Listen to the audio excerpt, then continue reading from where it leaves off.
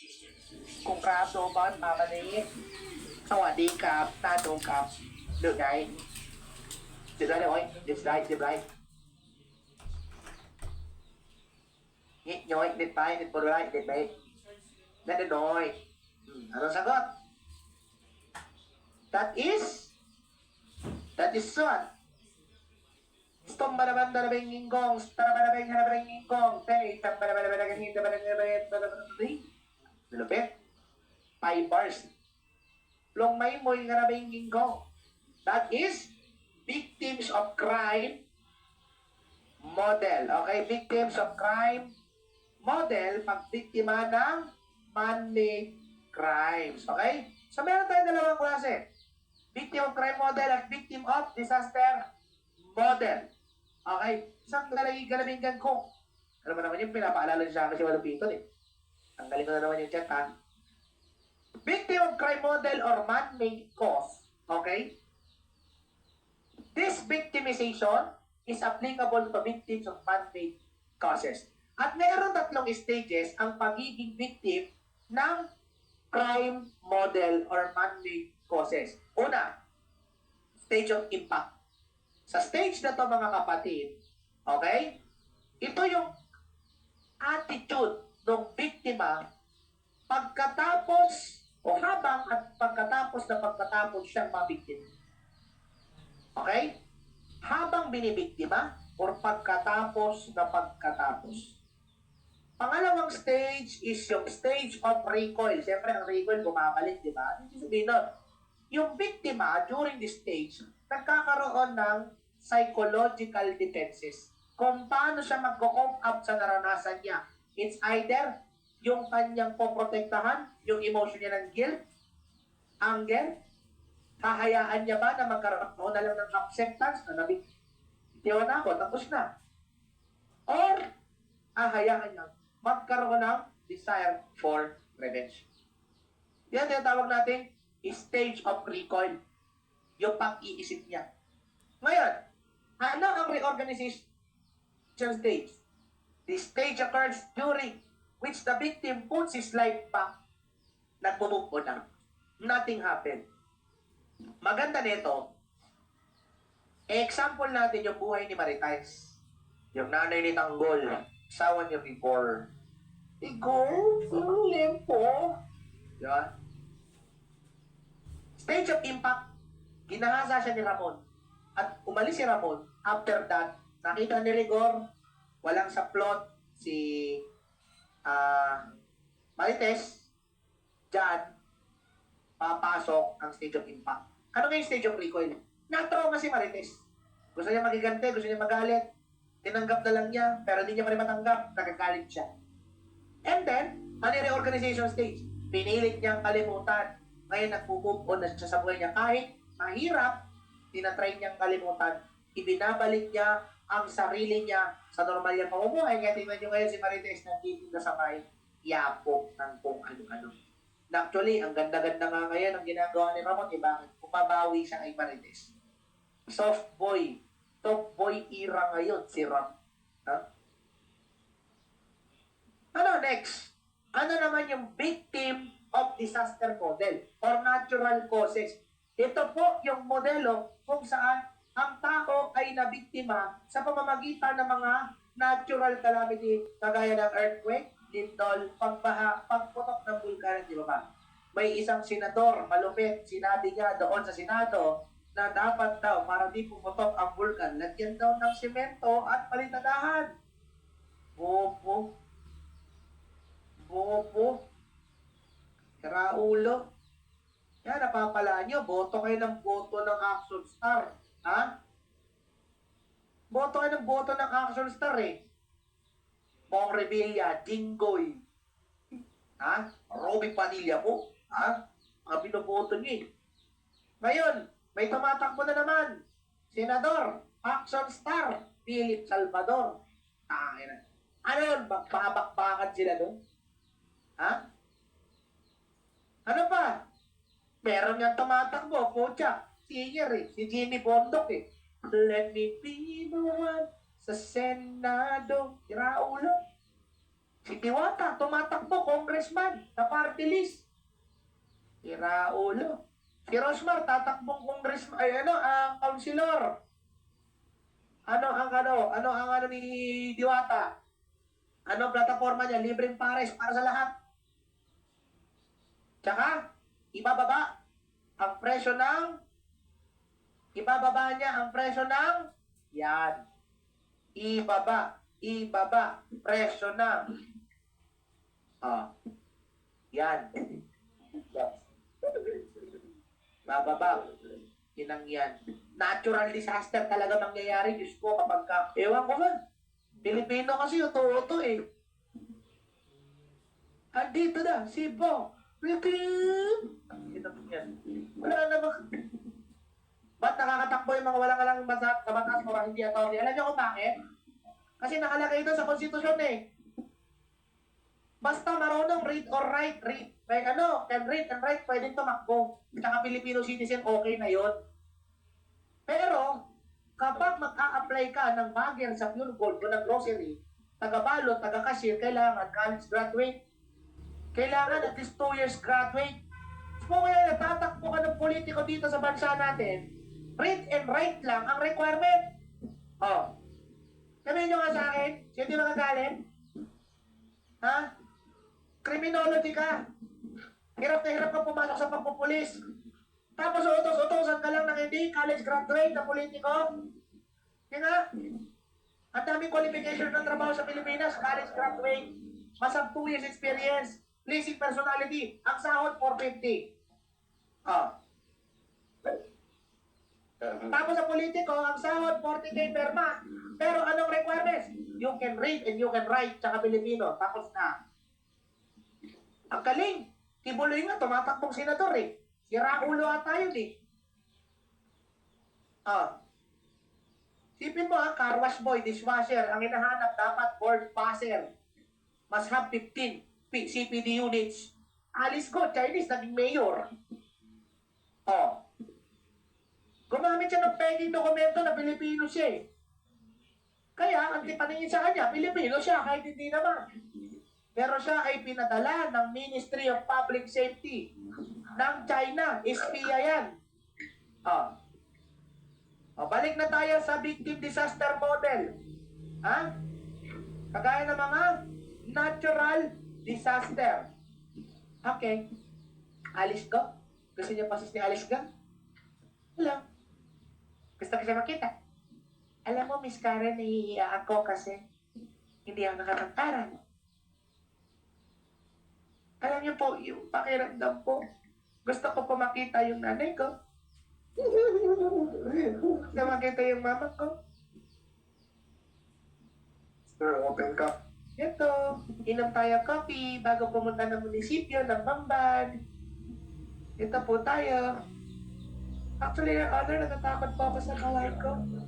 Natatakot po ako sa buhay ko.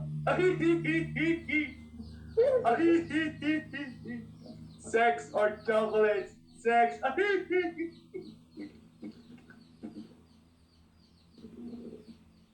Dear Papa Dudut, isa po akong lalaki. Hindi na natin ito. Pati nanay ko natawa. Nice one, tita. Magandang gabi po. Send 5K po. Kailangan ko lang po pang Starbucks. Thanks. Ayoko mag-open cam. Nahihiya ako eh. Ayoko, pangit ako eh. Pre-impact stage, okay? It is a state of the victim prior to being victimized. Bago maging biktima ng disaster o ng baha. Siyempre, kalmado pa lahat. Pangalawa, impact stage. Ito na, may baha. Tumating na yung baha. Meron yung tunog ng baha. Dumating na sa bahay nyo. Ano yung post-impact stage? Bumaba na yung baha. Sira naman yung bahay nyo. Nalubog ang mga gamit ninyo. It is the degree and duration of personal and social disorganization. Siyempre, sinong kakalma pag binaha yung bahay nyo? Tatanungin ka pa ng reporter, ano pong nararamdaman po ninyo na binaha po ang bahay nyo? Alam nga namang sabihin mo, ang saya ko po, gusto ko po magpa-party, gusto ko nga magpainom ngayon eh. Ang saya-saya ko, nasunog yung bahay ko. Ang saya-saya ko. Ang sarap mo, tiya. And lastly, behavioral outcome describes the victim's adjustment to the victimization. Siya ngayon ay nagkakaroon ng adjustment pag-move on sa nangyari sa kanya. Eh, ano gagawin niya? Linis ka ng mga pinagputikan, kaysa iyakan mo, bumabaha, mukha kang tanga. At tayo mo umupa, ayusin mo yung tubig, tapos. Applicable lang yan sa Maynila, ha? Sa mga lugar na binaha lang ng hanggang paa. Pero maiiyak ka talaga pag lumubog ang bahay mo hanggang second floor. Kaya sa mga kapatid namin dito na nasa lanta ng bagyo, kung nasaan ka man, napakasipag mo. Bakit? Walang bagyo-bagyo. Bagyo ka lang, magiging arkrim ka. Amen? Type amen nga mga kapatid. Itong bagyo-bagyo. Rain or shine, one take, arkrim yan. Ha? Hindi magka-cancel kahit masama ang panahon. Hindi magka-cancel ang PRC. This is your time to shine. Magiging arkrim ka. Believe in yourself by the power of manifestation. Amen and amen. Arkrim, February 2025. So what is the response to victimization? What are the individual factors? Yan po ay merong acronym na SOCR. Ano yun? Socio-demographic characteristics. SOCR. Tingnan nyo ha, dito tayo sa sex. Mas mataas ang tsansa na ikaw ay saktan kung babae ka. Depende sa sex mo. Okay? Higher risk kung basol sinasaktan ng mga babae. Siyempre, in speaking lang scientifically speaking, physically inferior talaga. Kaya mas kinakaya-kaya mga babae. Pangalawa, age. Mas mataas ang tsansa na ma-assault ang mga kabataan, ng adolescent, ng mga kids kaysa sa matanda. Ang matanda, kayang lumaban eh. Pukan pa kayo. Urban. Mas mataas ang criminality at pagiging biktima sa urban area sa mga taong mga lulugar. Taong matao. Lugar na matao. Okay? Plus, mas biktima ng violence ang mga tao na nasa lower class. Mga nasa lower class. Mga mahirap. Ethnicity. Dito nyo sa Amerika, racial and ethnic minorities. Lagi sila, ano ginagawa? Ano ginagawa sa kanila? Laging dinidiscriminate. Hey, what's up, fool? What's up, nigga? What the F up, man? What you got down, fool? What you got down, nigga? Ganon. Pag itim o pag puti ang hinuhuli, okay lang. Due process. Pag itim, pag Black American, pinagbabaril. Ha? Yung mga racial, ethnic minorities, mas mataas ang pang-aapi sa kanila kaysa sa mga majority people. And religion. Maraming tao ang inaayos or maraming tao ang pinipersecute dahil sa kanilang paniniwala. Okay? Okay. May tanong dito si Elijah, ano po pinagkaiba ng gender at sex? Ang sex po ay ang biological characteristic mo, biological given sexuality mo. Whereas ang gender naman, it is upon your preference whether you are a male or female or bahagi ng LGBT. And actually, sinasabi po na gender is a social construct. Ibig sabihin po, yan ay gawa lamang ng lipunan. Pero kung sex ang pag-uusapan, dalawa lang yan. Male at female. Dalawa lang. Kasi dalawa lang din yan. Penis o vagina. O, yan yung sex. Gender. O, I identify as, Autobots. O, I identify as Autobots. Walang makakapigil sa akin. O, I identify as transgender. I am a girl inside a boy's body. So, ang gender, depende yan sa iyong preference. Okay? Kagaya ni Jude Bacalso. O, si Jude Bacalso, yung tinawag lang na sir, 3 oras pinatayo yung waiter. O, tingnan niyo yung Facebook niya, puro sir ang lamangan. Sir, ganon. Oh, ako I identify as photo booths. Okay? Oh, next.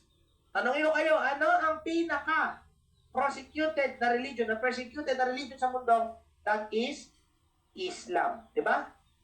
Bakit? Pag nakakita ng Muslim, anong iniisip ka agad? Diba? Terorista ka agad. Yan ang pananaw ng mga tao, karamihan.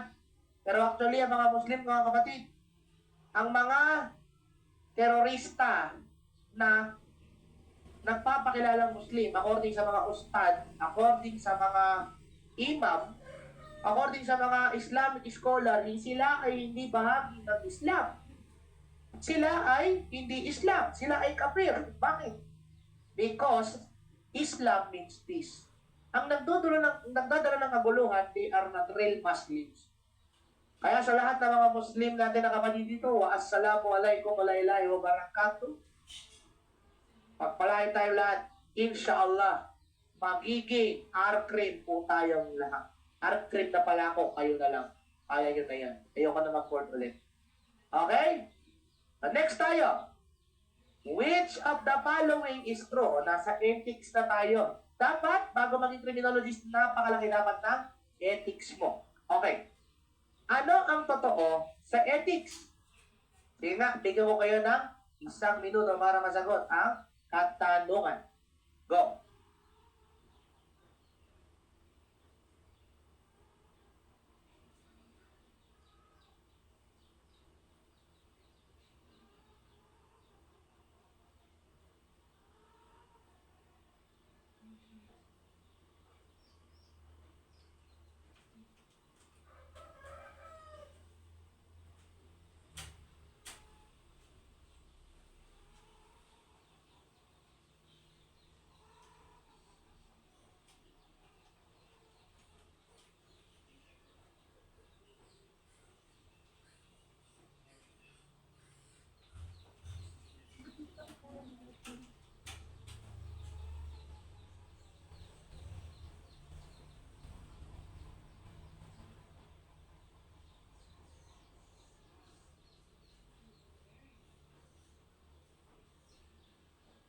Okay?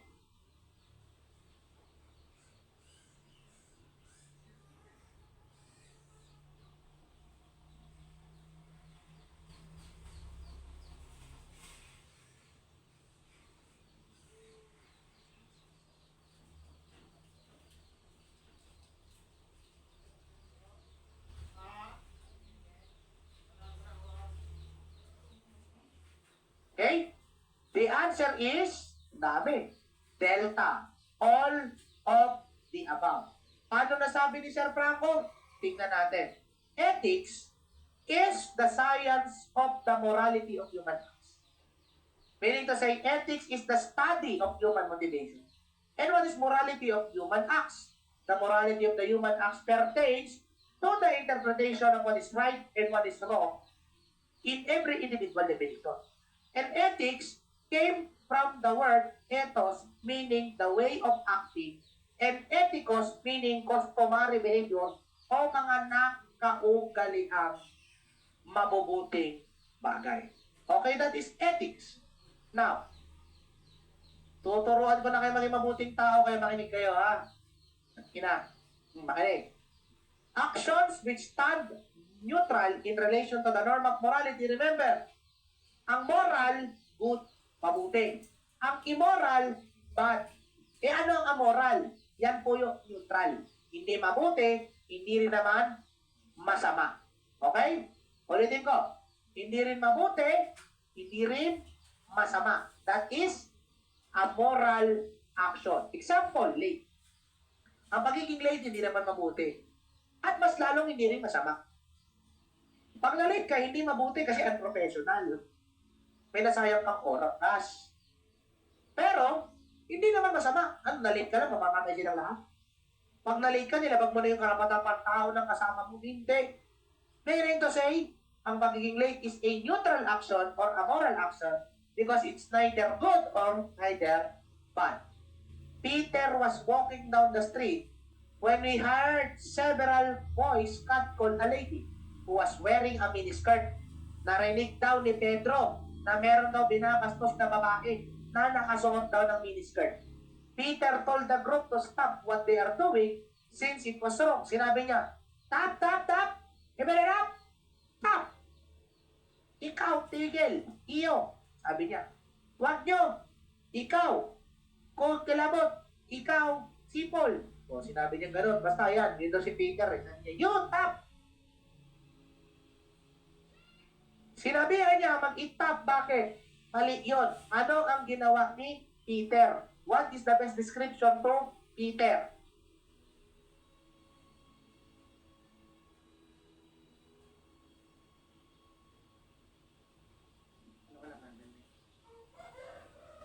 Wait. Ano ulam? Ito ko baboy. Okay. Delta. The answer is, very good, moral judgment. Bakit? There is a mention, bakit niya ginawa na sitahin yung mga lalaki ng babastos? Kasi, in his own moral judgment, he knows that it was wrong. Okay? There is a determination of what is right and wrong. Definitely, that is moral judgment. O, ito. Which of the following statement best stood on the phrase, ignorance of the law excuses no one? Alin daw dyan? Ignorance of the law excuses no one. Sige nga. Ano ang perfect dyan? Perfect example, ignorance of the law.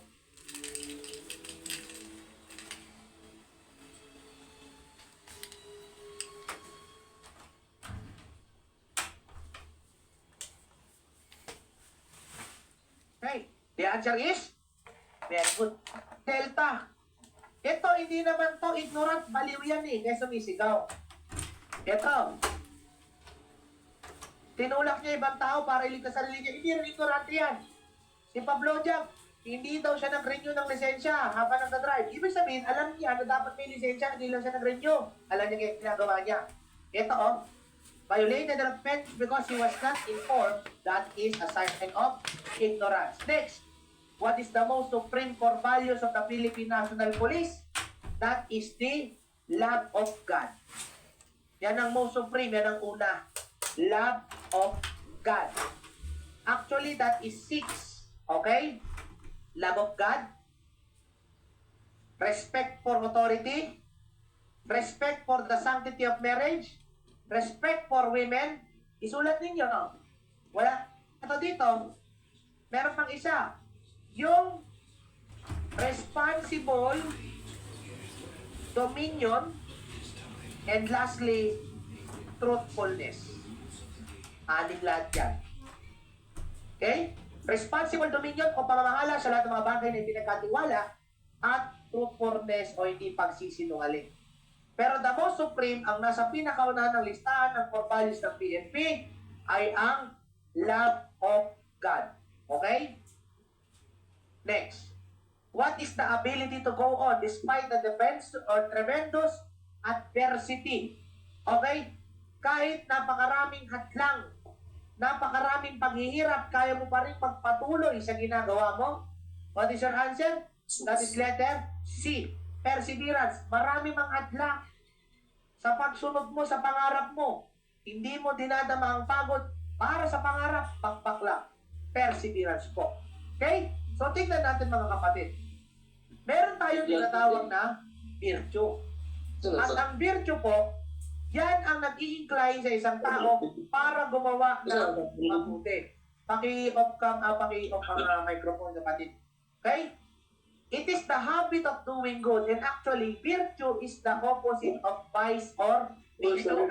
At lahat ng bisyo ay masama. So, ang virtue po, merong 4 yan. Tinatawag natin 4 cardinal virtues. Una muna, prudence. Ang prudence po, hindi ka impulsive mag-decide. You have the decision-making with reason and sound judgment. Okay po? You exercise the right that is prudence. Hindi ka dalos sa mga choices mo sa buhay. Okay?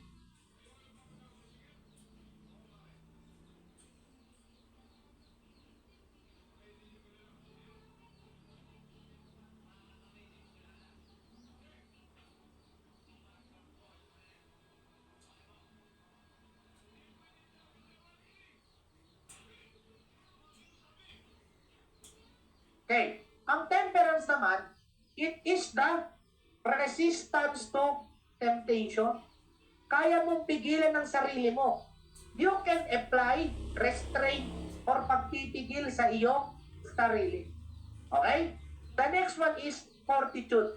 It is your courage to pursue. Yung kakayanan mong magpatuloy. At ang fortitude po ay merong tatlong branch. Patience, perseverance, at endurance. Si patience po, tandaan, calmness and composure. Kaya mong maging kalmado sa gitna ng kaguluhan. Ang perseverance naman, kaya mong magpatuloy kahit maraming hadlang sa daanan. And lastly, endurance, kaya mong magtagal. Kaya mong magtiis. It is your ability to last. And lastly, the justice. You are giving what is due. You treat everyone equally. Now, meron niyang tatlo na meron niyang tatlo na branches. Una muna yung commutative justice. It is what we call the commutative justice. Why? Because it is the rights that exist between one and another. Ito ay ang karapatan na ibinibigay ng bawat isang tao sa kapwa niya. Merong reparation, merong restitution. Kung may nasira, babayaran. Kung may nawala, papalitan. That is commutative justice. We are responsible in each other's backs. E ano yung distributive?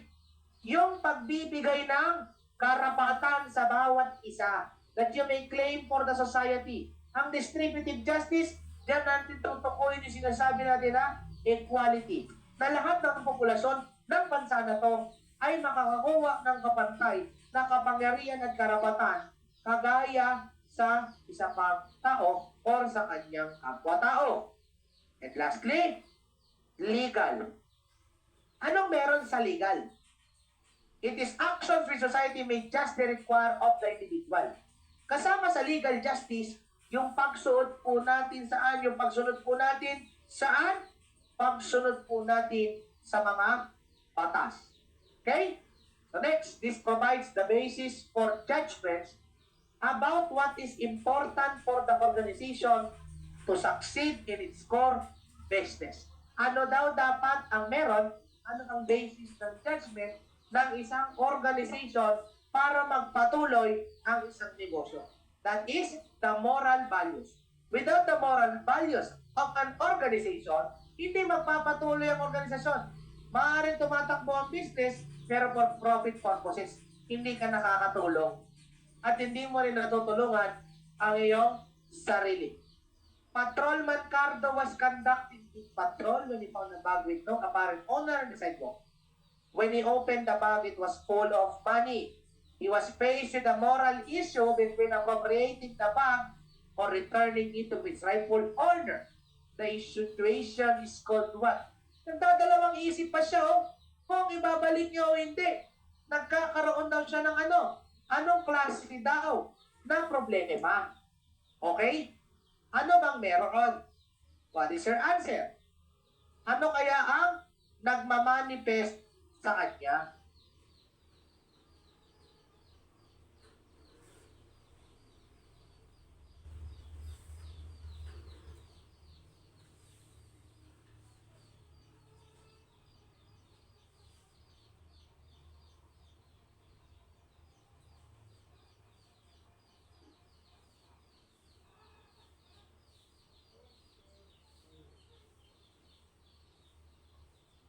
Okay?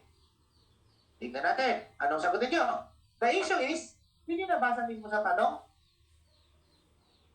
Was faced with a moral issue.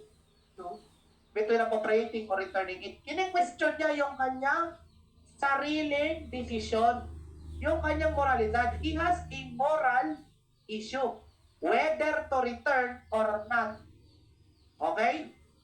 He takes issue on his choices. Alam niyang tama, alam niyang mali. Pero the issue is, will he follow what is right? That is moral issue. Ito malupit. Si Cardo, bus driver. Nagdadrive siya sa tulay. Napansin niya, merong mag-asawa na nakamotor. Pag-apak niya sa preno, hindi kumakagat yung preno. Kapag iniwasan niya ang mga motor, mamamatay lahat ng pasahero. Pero kapag ka naman, dinaanan niya o hindi niya inilagan yung dalawang magsyota, patay ang dalawang magsyota, ligtas lahat ng pasahero. Ano ang klase kapag namimili ka between the two evils? Between two evils, okay? Kung bagay, magaya na tinuro ko before, what's the two evils? Parehas na avoidance. Diba? Double avoidance conflict. That is moral dilemma. Ang dilemma po kasi, diba, that is composed of problems. Okay? Dilemma is composed of problems. Okay?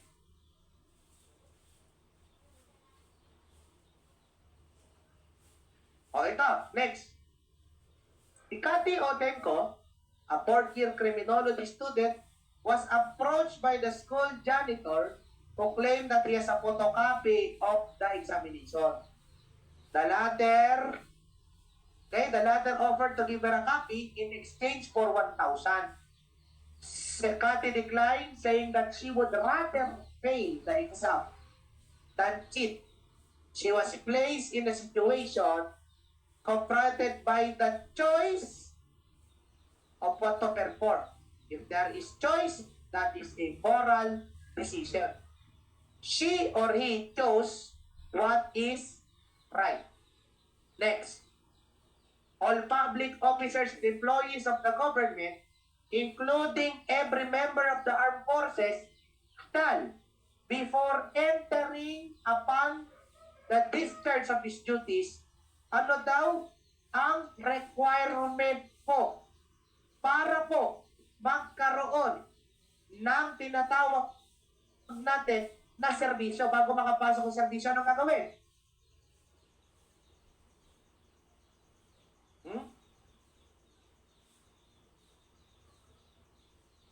Sige nga, tingnan natin kung magsasagot.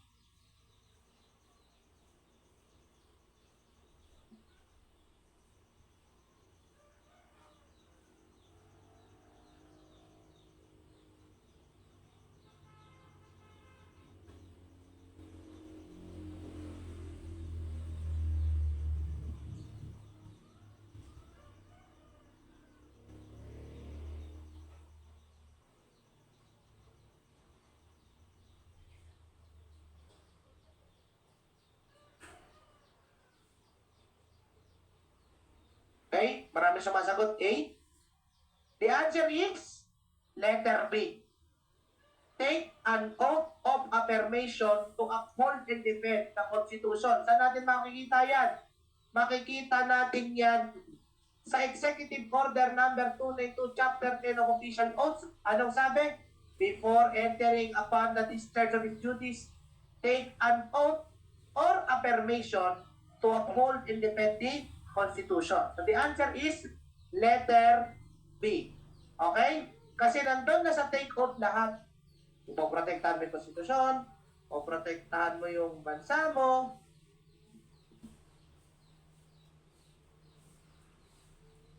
Tap mo yung tital? Good. May kumpusina tayo. Okay? A person who is a unique professional who can broadly practice the work of a criminologist, function of a criminalist, and the role of a criminal justice practitioner. Sino yan? Ikaw yan in the February 2022.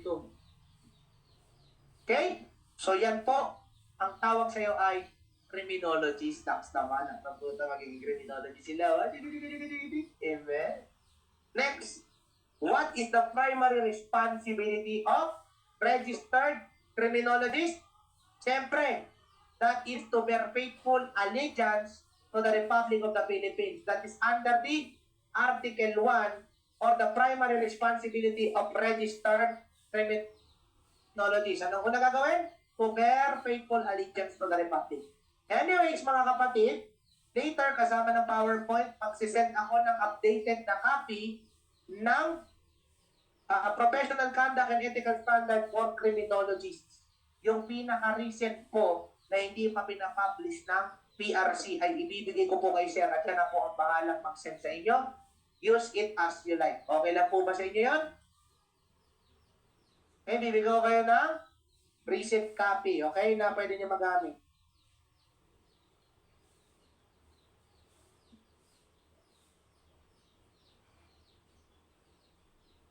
Okay? I love you too. Next. The PNP is characterized as an agency which is civilian in character and national in scope. What is the source of this provision? Saan nanggaling yung citation na to? That is, tinuro ko na kanina, Section 16, Article 16, Section 6 of the 1987 Constitution. Nalito kayo, no? Article 16, Section 6 po. Hindi Section 16, Article 6. Article 16, Section 6. Pinaliktad ko lang yung article tsaka section. Okay? Ayos na. Next. SPO2, Pablodia, an active member of PNP General Santos City, cohabited with Miss Bini Nirocha, knowing her to be legally married. What virtue as PNP member, SPO2 job did not pass. Alam na ni Pablo na may asawa tong si Bini. Nakipag-live-in pa rin siya. Anong meron sa kanya? Anong nilapag niya? That is integrity. Kahit pa hindi malaman yan ng ibang tao, the mere fact na gumawa ka ng mali, kahit walang nakakaalam, that is the violation of integrity. Okay? So ano ba yung mga police traditions natin? Dapat ang police daw, merong spiritual beliefs. Ano po ang spiritual beliefs? They must be traditionally religious and God-loving person. Dapat naniniwala sa Diyos and they must attend religious services. Ang mga police din dapat may valor in which mas mataas pa sa katapangan. They can sacrifice their life and lives for the sake of their countrymen. Patriotism naman ay ang pagmamahal sa bayan and they manifest their love of country by pledging an allegiance to the flag and protecting the Constitution. And lastly, discipline which is manifested by obedience to lawful orders or pagsunod sa mga legal na kautusan. Okay? So si Police Officer Cardo Dalisay is assigned in one of the streets in Pasay to patrol. Ito is daily routine as a police officer. Upon patrolling, Police Officer Cardo see a suspicious person who want to go inside a store that night. What will be the response or action of Ricardo Dalisay? Ano ang gagawin mo bilang pulis kung ikaw ang nasa katayuan ni Ricardo Dalisay? Ano kaya?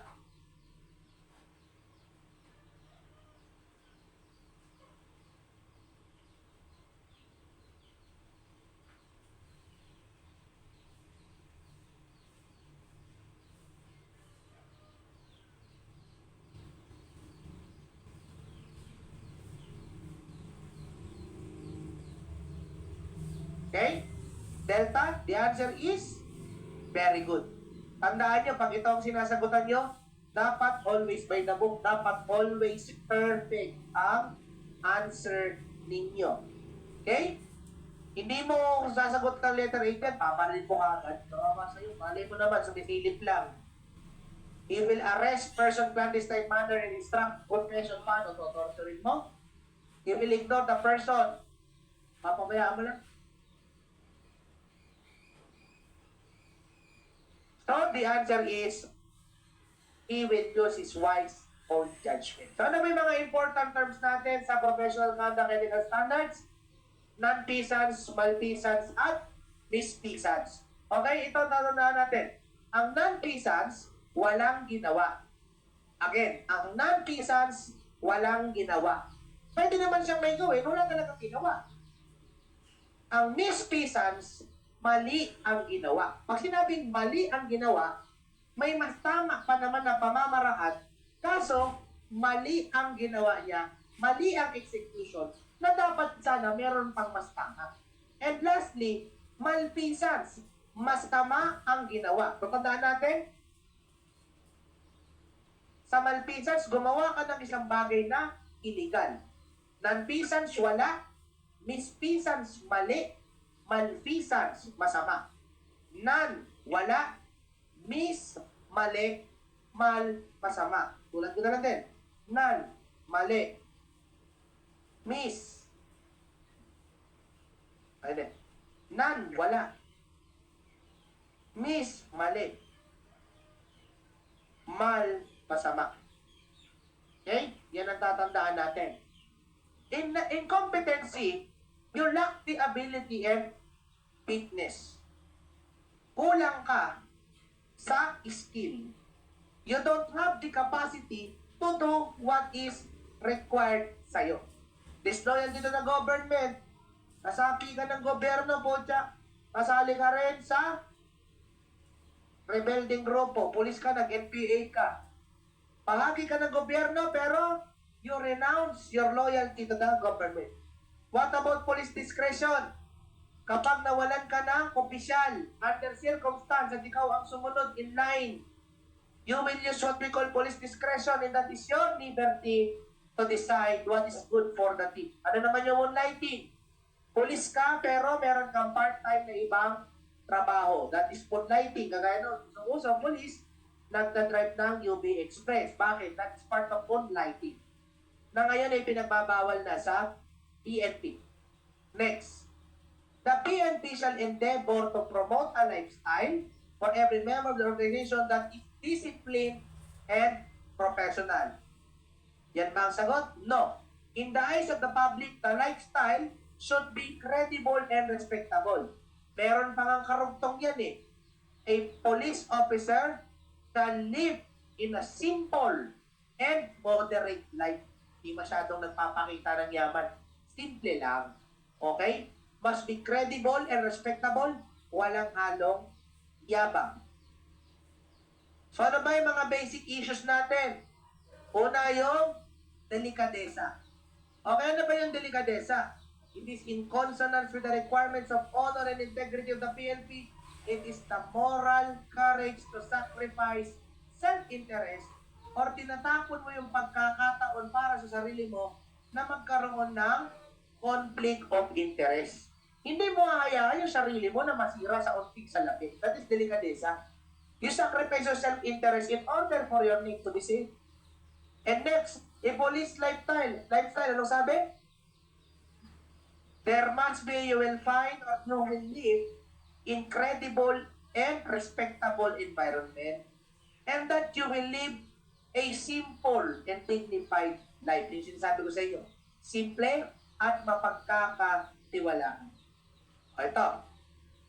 Which of the following refers to the state of affairs requiring tact to protect the dignity of the person? Para protektahan ang dignidad ng isang tao, ano kaya ang ginagawa dyan? Okay? Bigyan ko kayo ng isang minuto, kindly answer the question.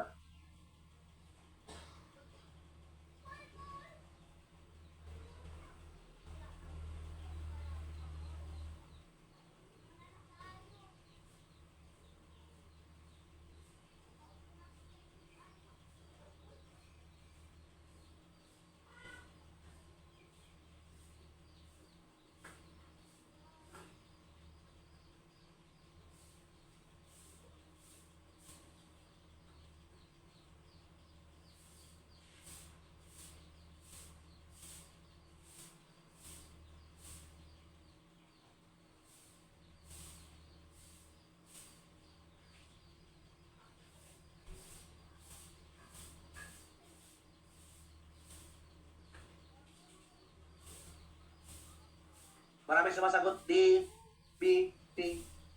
Right?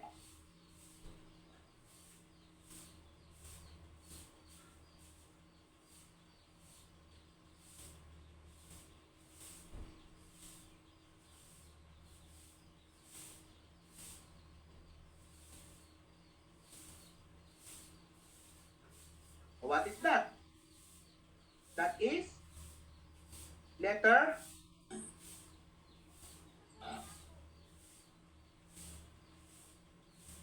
C. Delicadeza. Okay, delicadeza. You will protect the integrity of the person by removing any chances of conflict of interest. Okay? So ano pa yung mga ibang police tradition? Okay? Gentlemanliness, magalang sa mga babae. You are upright in character. Word of honor, word is their bond. Pag may sinabi gagawin, may isang salita. Duty, dedicated public servant. Okay? To the point na walang birthday, walang holiday, duty mo, duty. Because it is a deep sense of responsibility and self-sacrifice. Ano ba? Loyalty. A PNP member shall be traditionally loyal to the organization. Nasabi? Traditionally loyal to the organization.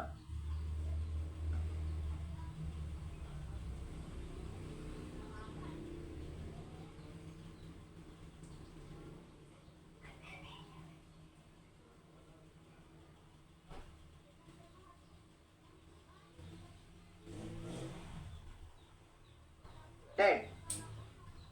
Ano naman ang camaraderie? Madalas na ililink natin siya sa tinatawag na esprit de corps. Ayan.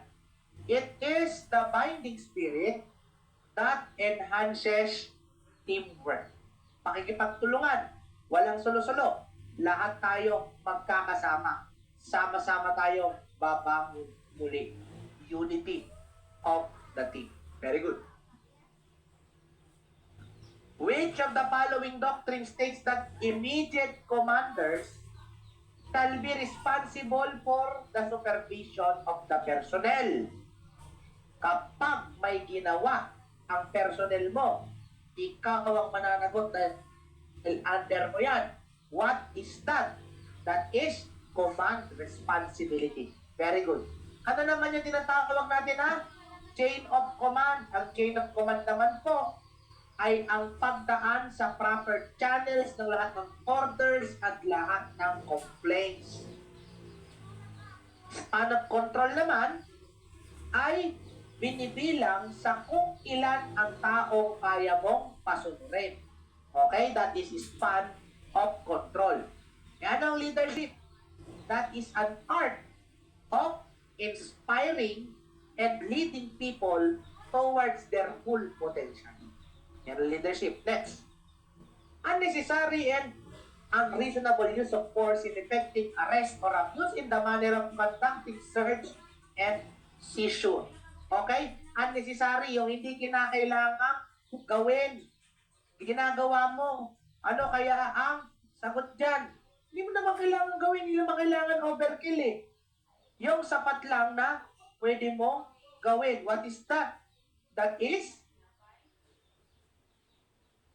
kaya may nagsagot, Delta oppression, that is very good. That is oppression. You are oppressing the human rights of other people.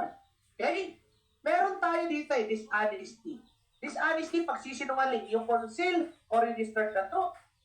Ang violation of law, meron kang conviction in any court offenses na kalabag ka ng batas. Ang oppression naman, you as a policeman, use cruelty, malupit ka, maalala, severity, unlawful execution, kagaya dito, unreasonable use of force in effecting arrest. You have unlawful execution or the excessive use of authority. You even use your power to deprive an individual of his liberty or property. That is oppression. Yan ang iiwasan mo bilang future na police. Okay?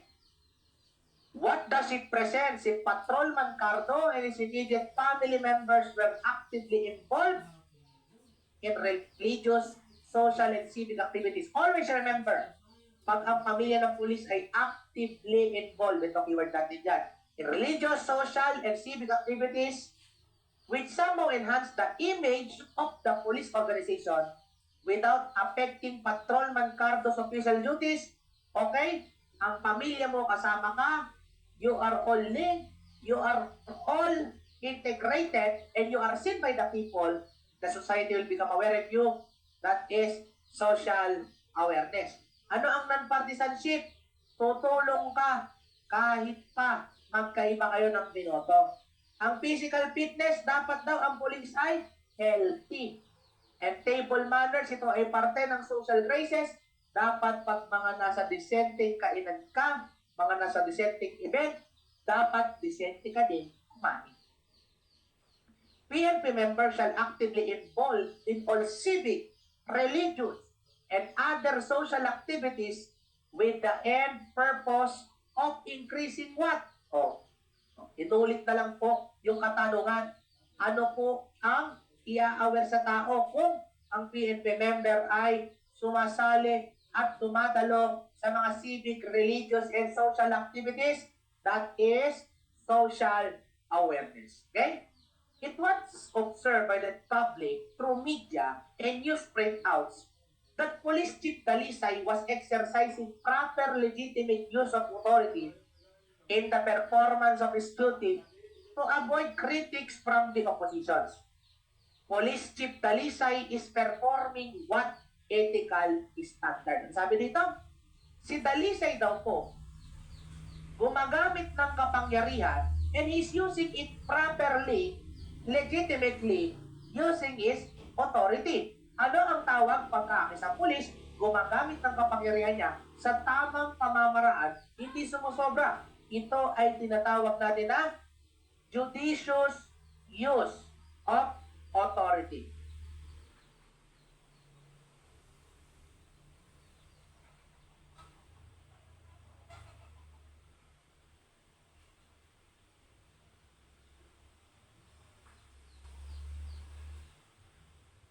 Okay? Next. Police Superintendent Tutero went to Criminal Justice College and punched Professor in the stomach after berating the professor for scolding the police official's son, who is a criminology student. Police Superintendent Tutero act should be condemned because it is an act. Si Mr. Khan, may anak na criminology student. Pinagalitan ni Professor. Nalaman ni Professor, pinagalitan ng anak niya. Ngayon pumunta sa school, itong si Superintendent Tutero, sinuntok sa tiyan yung prof ng anak niya. Ano yung maling ginawa ni Superintendent Tutero? Ano kaya yun?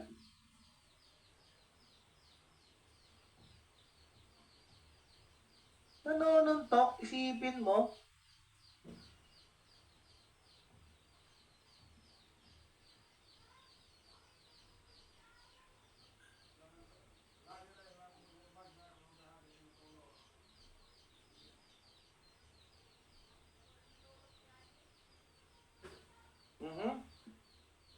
ABA. The answer is of malfeasance. Ha? Bakit malfeasance? Ano bang ginawa niya? Is that legal? Yes or no? The answer is no. What he did was illegal. Maling gawain yan. Illegal yan eh. Mal. Tandaan natin, non, walang ginawa. Miss, mali ang ginawa. Malfeasance, illegal ang ginawa. Legal ba sa isang pulis manuntok ka ng sibilyan dahil lang galit ka? The answer is, what?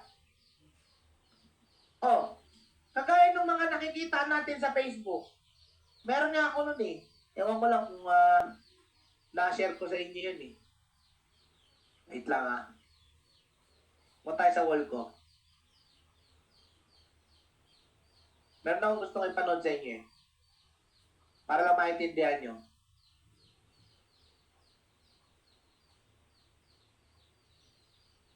Na ba yun yan?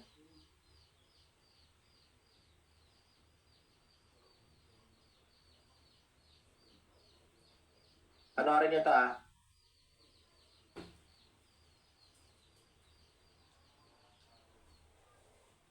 Nakikita nyo? Nakikita nyo? Ha?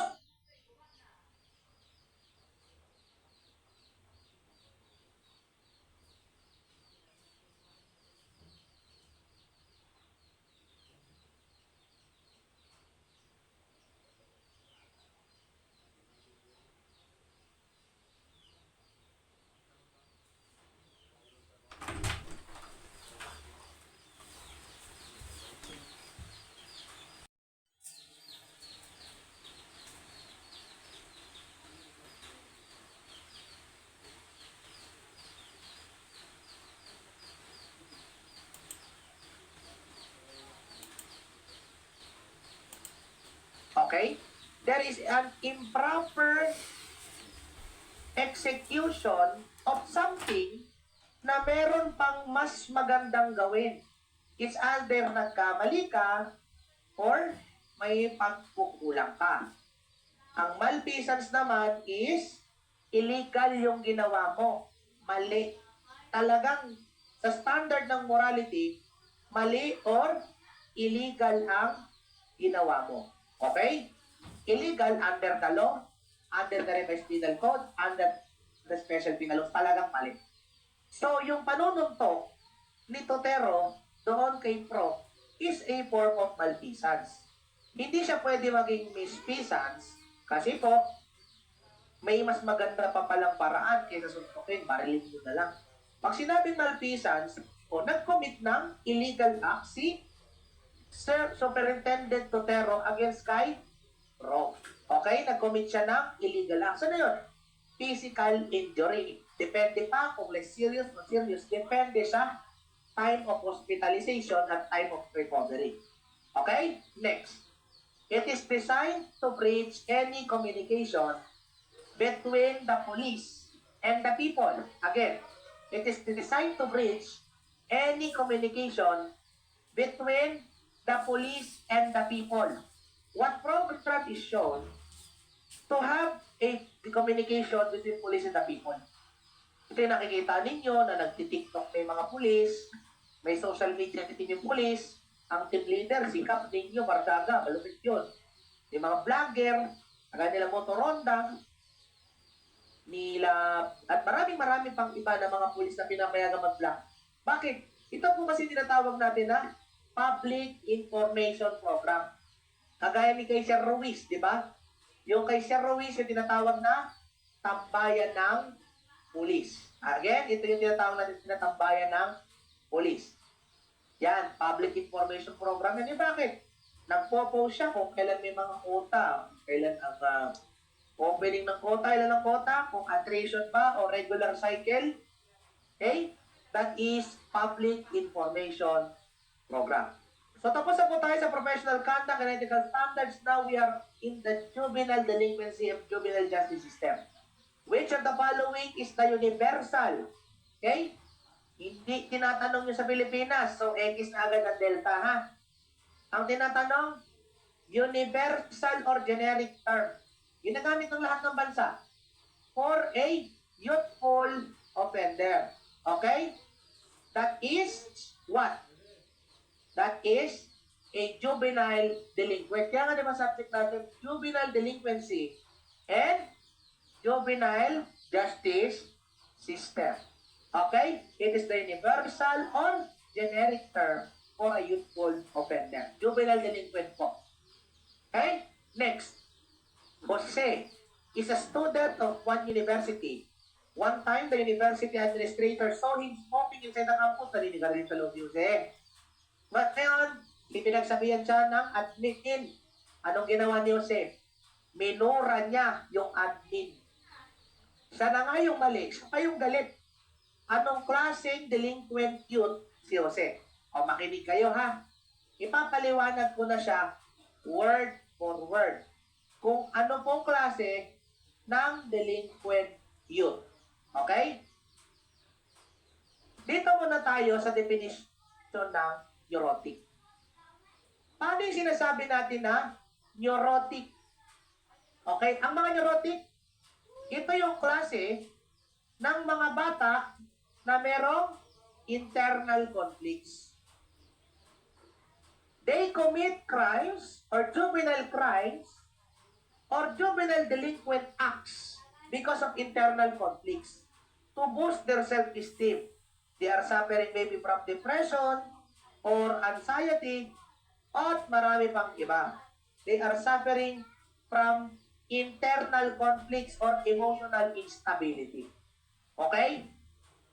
Sumunod naman is yung tinatawag natin na asocial. Pwede rin natin siyang tawagin na psychopathic. Bakit psychopathic? Itong mga ganitong klase ng delinquent, they have what we call cruel, cold, vile nature, without conscience. Walang konsensya, pare. Walang konsensya yan. Yan ang asocial delinquent. What about the social delinquent? O sige, mamaya na yung social delinquent, dito muna sa accidental. Ang accidental delinquent, they are delinquents wrong place at the wrong time. Hindi sila mga delinkwente. Sadyang wrong timing lang na nung kahulihan, nadamay. Ha? Nadamay. Yari, anak ng pastor, pumunta dun sa bahay ng tropa niya, iba-Bible study. Hindi niya alam. Yun palang tatay nung tulak. Pumasok bigla yung pulis, pinadapa silang lahat, dinampot siya, kahit ang gusto niya, mag-Bible study lang naman. Nakasuwat siya. Ang tawag ngayon doon sa ganung bata is accidental. Bakit? Nadamay lang, pero hindi naman talaga delinquent. Hindi talaga delinquent. So the answer is social delinquent. Bakit? Ang mga social delinquent ay nagpapakita ng tinatawag natin na anti-social acts. Anong meron? There is a resent or hate for authority. Ano pa? Opposes submission. Ayaw magpasako. Ayaw pagalitan. Galit sa lahat ng klase ng authority. That is what we call a social delinquent. Okay? The answer is Charlie, social delinquent. The next one. Burahin ko lang. Ano ba burahin?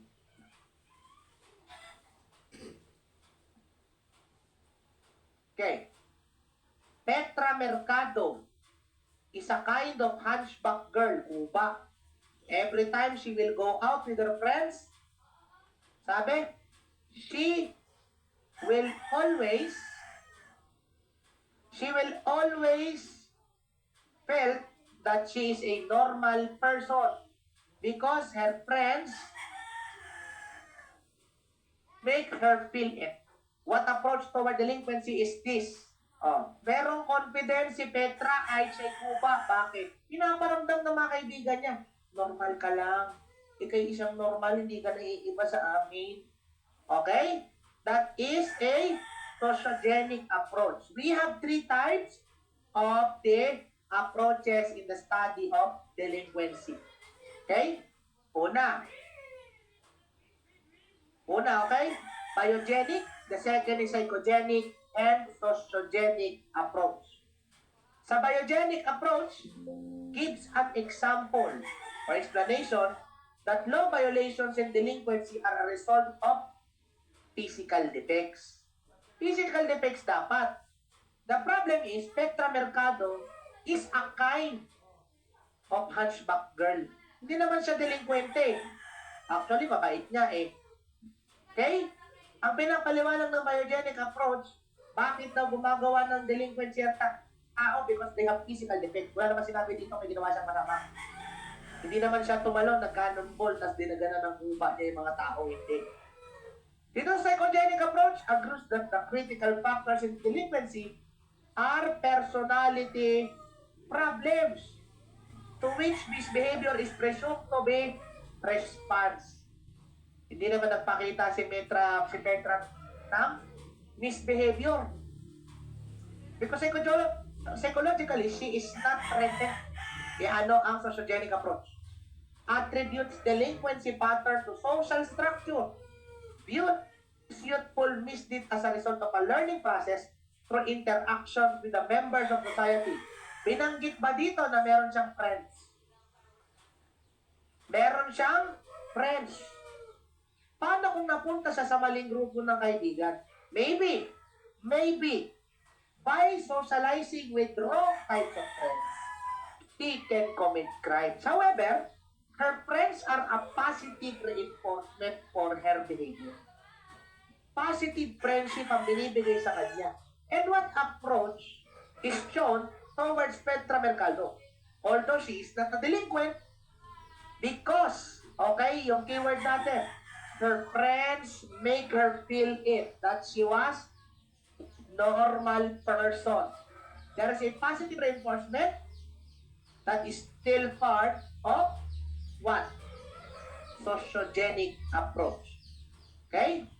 What do you call a child who is vulnerable to and at the risk of committing criminal offenses because of personal, family, and social circumstances? Hindi pa siya kriminal, ha?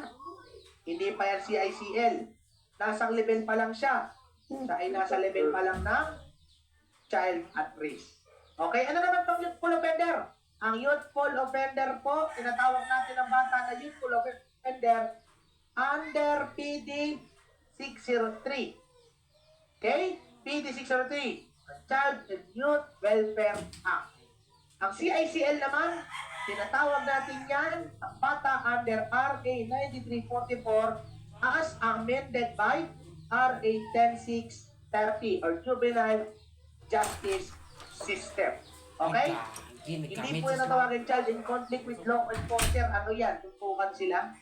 Okay? Youthful offender, PD 603. And child in conflict with the law is 9344 as amended by 10630. Whereas ang child at risk naman ay sila yung mga feasible or possible na mga gawa ng criminal acts because of certain situations in their family. What is the primary right of parents on their children? Ano yung primary na karapatan ng isang magulang sa kanilang anak? Ano kaya ang primary na karapatan ng magulang sa kanyang sariling anak? Karapatan ng hinahanap, ha? Primary right of the parent. That is very good. To provide for their upbringing. Kahit sabihin mo responsibilidad dyan, that is the primary right of a parent to provide upbringing para palakihin ng sarili niyang anak. And actually, we have the two rights, okay, of a parent. The primary and the right to discipline. Sa primary right, okay, may karapatan daw. Ano yun? May karapatan daw ang isang bata na may karapatan na magulang na palakihin ang sarili niyang anak. To develop them, to deal with them in everything, in every step of the way. The second is, the secondary right of the parent is to discipline his own child. Information of good character. Pero hindi naman yung disiplina sobra-sobra na parang nilalati ko kung si Mana Santa. Hindi po ganon. Okay? So, you have the right to discipline your own child. Sabi, parents shall endeavor to discover the child's talents or aptitudes, if any, and to encourage and develop them. If the child is especially gifted, what should be done by parents? Kung talagang nalaman natin, gifted ang bata, ano dapat ang gawin ng magulang kung gifted ang kanilang anak? It should be the answer.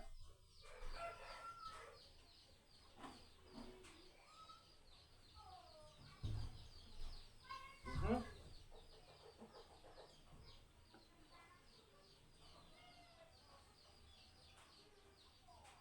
Mhm.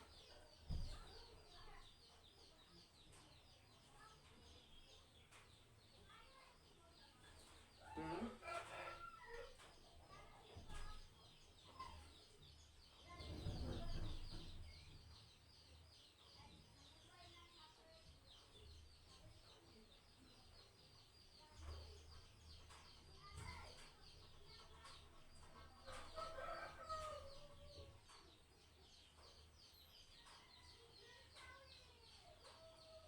Okay.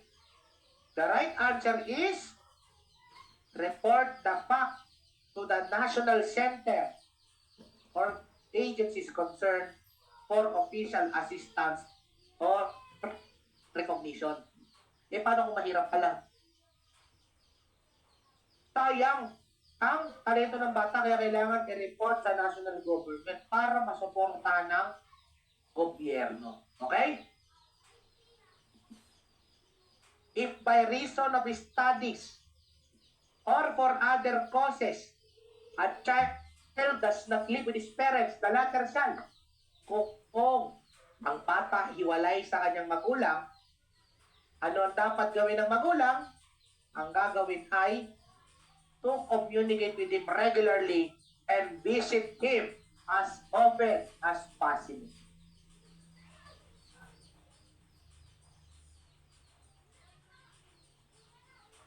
Okay. What is the legal doctrine holding parents liable for injuries caused by a child's negligent driving or another action? Okay, again, legal doctrine holding parent liable for injuries caused by a child's negligent driving or other action. Ano kaya yon? That is very good. Family purpose doctrine. Hindi po ginagamit ang parents patria doctrine dito. Bakit ang parents patria doctrine ay ginagamit na doktrina para sa mga tinatawag natin na dependent children or mga bata na iniwan ng magulang, walang mapag-ampon at walang nag-aampon at susuportahan ng gobyerno. Because parents patria means that the father of the citizen or father of the nation. And he will support those who are dependent children or dependent to the public support for their needs. Okay? That's the Paris Padre doctrine. The father of the nation or the father of the children. Now, kung nagkamali ang anak, ang mananagot magulang, that is under the family purpose doctrine. To add now, in the civil law, what should be called the civil liability of the parents to pay for restitution or replacement. Siyempre, magulang ng mananagot. Ano tawag doon sa payment na yun? Or sa change na yan? Yan ay tinatawag natin na torts. Under the civil code. Okay? That is torts under the civil code.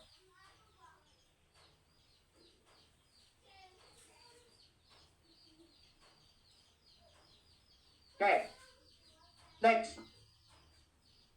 Which of the following statement is the best that describes the concept of guardian ad litem? Pag sinabi natin ad litem, okay? Yung guardianship ng isang tao ay ipinagkaloob ng korte. Guardian ad litem eh. So, if there is a concept of guardian ad litem, you have what? What kind of authority? You have the legal authority as ordered by the family court that is in charge for the custody of the children. You are given the right to become a legal guardian temporarily or permanently in order for you to exercise what we call your temporary parental authority. Okay? Next. Teachers, administrators, mga yaya, with temporary parental rights and obligation, mga teacher, mga administrator, mga prof ninyo, babysitter, ano ba kami? Pangalawang magulang nyo. Ano ang tawag natin sa pangalawang magulang? Yan po yung tinatawag natin in loco parentis or in place of parents, secondary parental guardianship. Okay? In loco parentis. Next, what is the legal doctrine granting custody to the parent whom the child feels the greatest emotional attachment to? Ano yung tawag? Kung saan ibibigay natin yung bata kung kanino ba? Kay mama o kay papa, kanino siya mas palagay ang loob. Okay? Kanino po kaya natin siya ibibigay? Anong klaseng doktrina yan? What type of doctrine? Okay? That is what? What should be the answer? Magsagot lang kayo.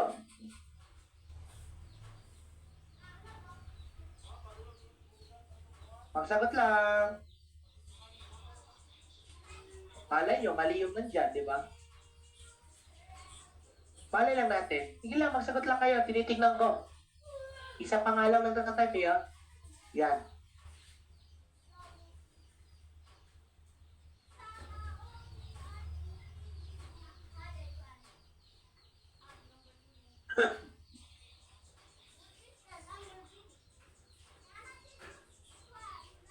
Ilang, nakamonitor ako sa mga sagutin ninyo.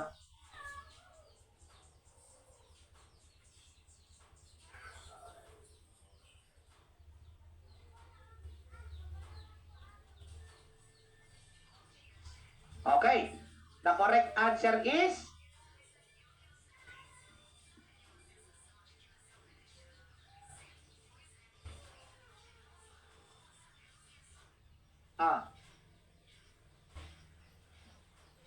makinig mabuti.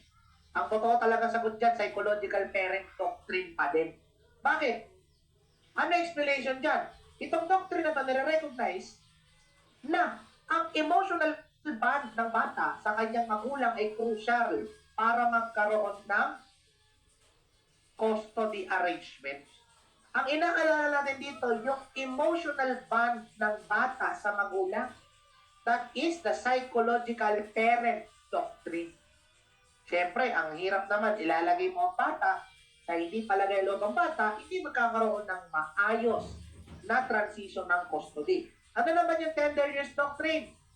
Pabor dito o pabor to sa mga nanay. Kung saan pag naghiwalay ang mag-asawa, ang bata automatically mapupunta sa nanay. Until 7 years old, mamimili ang bata kung sino ang pipiliin niya. Okay? Next. In separation between parents of the child, a child of what age is given by the court preference to choose between their parents? Ilang taon? Kakabanggit ko lang. That is letter B. Under the Philippine law, under the tender years doctrine, the child should choose the parent until he or she reaches 7 years old. So nagtatanong kung one day live lang to, yes, sisikapin kung matapos to ngayong araw. Kapag hindi talaga kinaya, hahapyawan na natin kaspo. Okay? Next. In the absence, ito, masaya pa. In the absence of death of the parents of the child, who shall continue to exercise authority over the child. Again, in the absence of the parent of the child, kapag namatay ang parents ng bata, sino ang pwedeng mag-survive ng authority or parental authority sa mga bata? Sige, 2 minutes. 2 minutes, sagutan ninyo.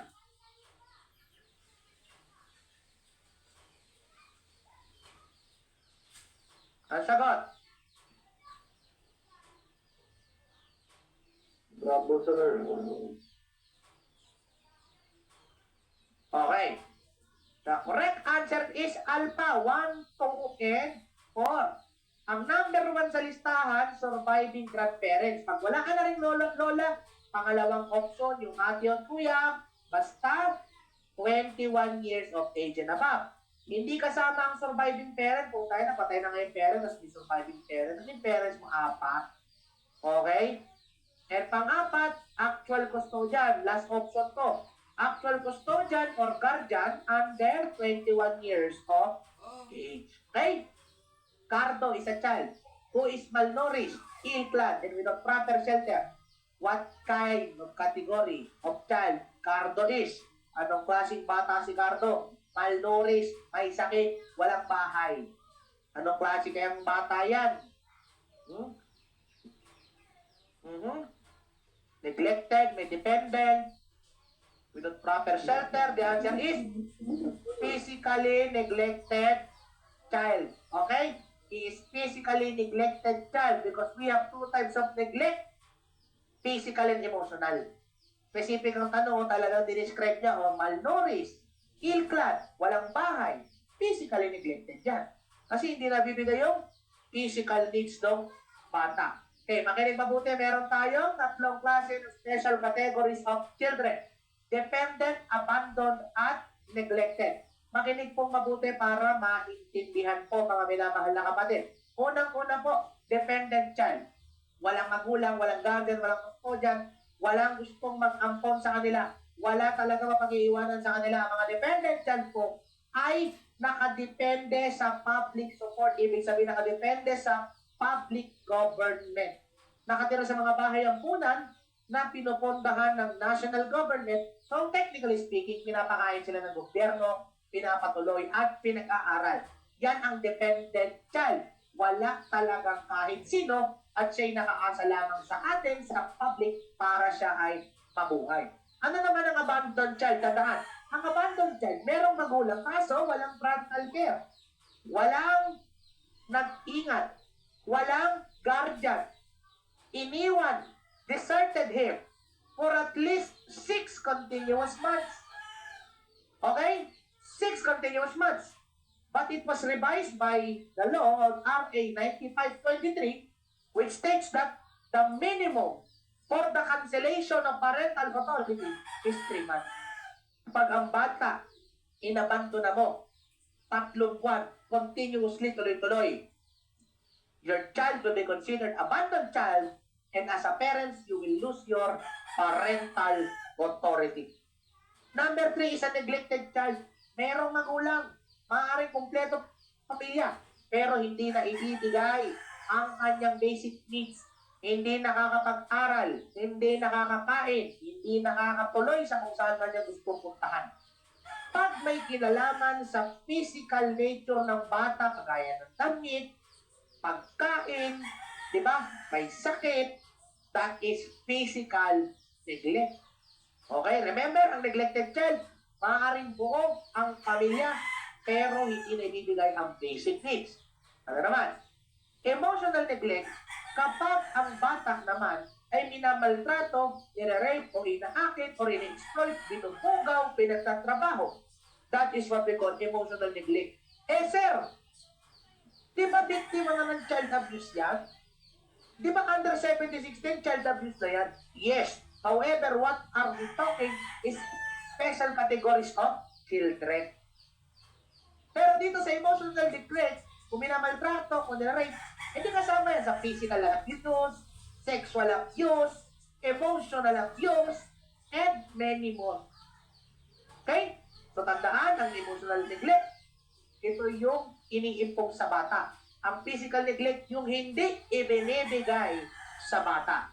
Okay? So yan yung 3 special categories of children under the Philippine law. Okay?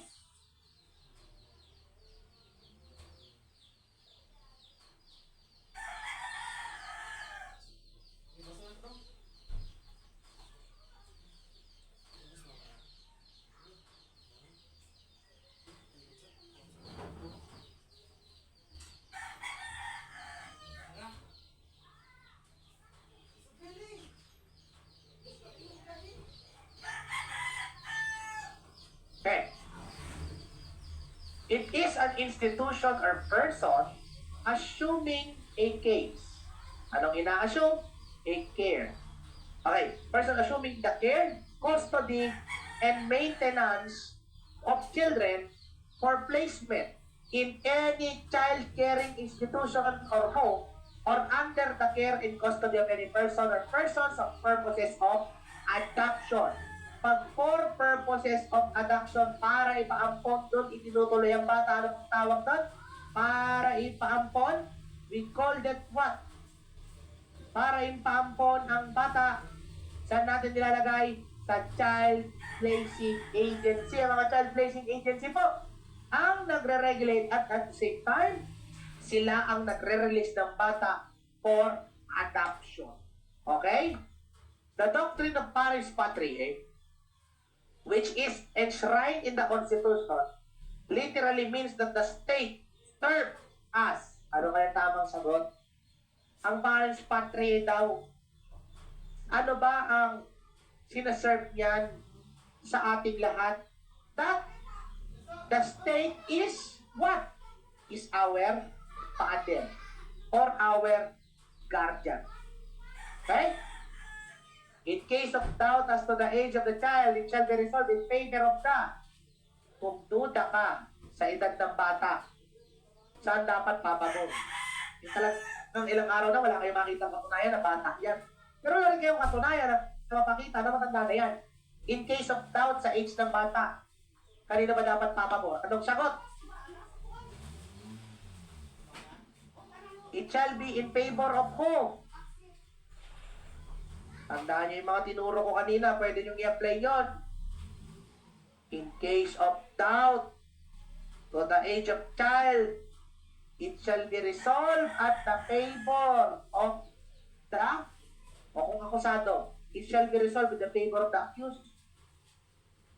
Ang sagot dito, it shall be resolved in the favor of the child.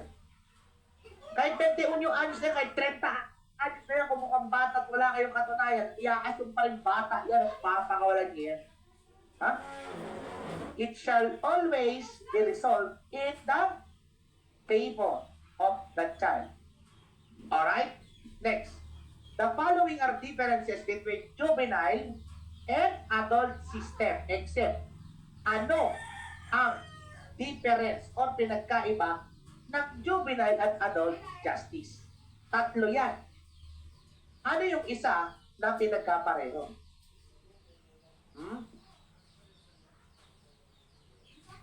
Nga, ganito na naman. Ganito.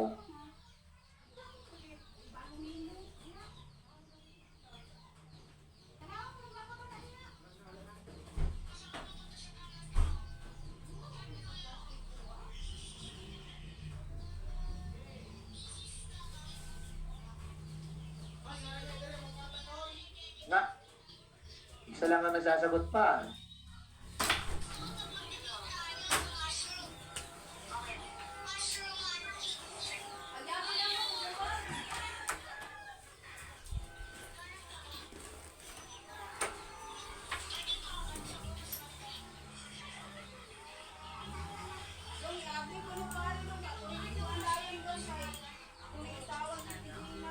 What abuse is that? Hindi nila kaya makipag-usap ang anak ko. My goodness.